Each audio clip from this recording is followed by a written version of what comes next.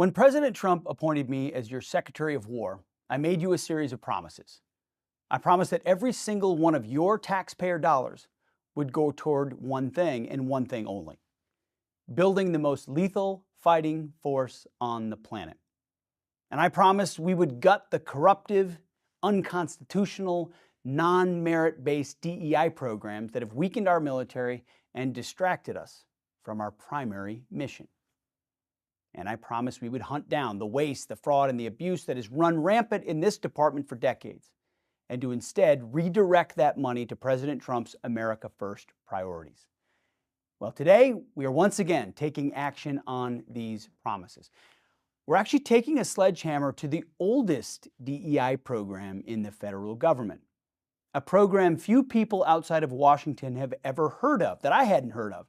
It's called the 8A program.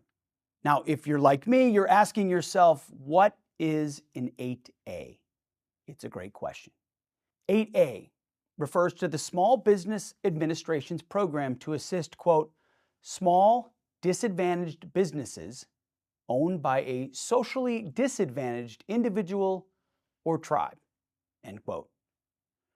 Providing these small businesses with opportunities is a laudable goal.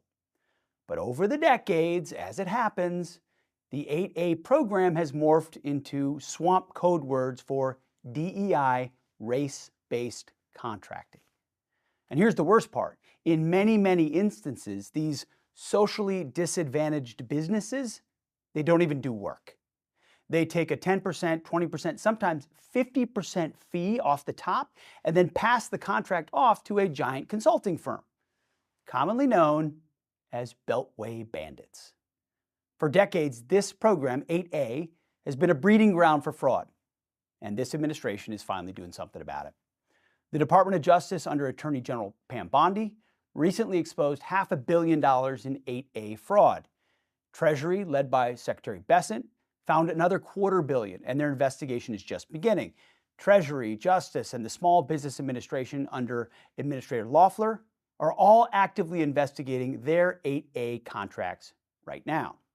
Now, in the Pentagon, $100 million sole source contracts go out the door to these 8A firms almost every day. $100 million sole source contracts go out our door to these 8A firms almost every day, without any competition or opportunity for anyone else to bid. The Department of War is required by law to do almost $100 billion worth of contracts per year with small businesses, including 8A firms. Seems 8A is quite important.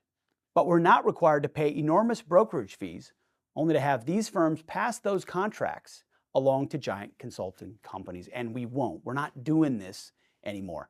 So effective immediately, I'm ordering a line-by-line review of every small business sole source 8A contract that is over $20 million.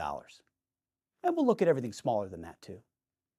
The Department of War has the biggest chunk of 8A spending, by far, 10 times more than any other agency.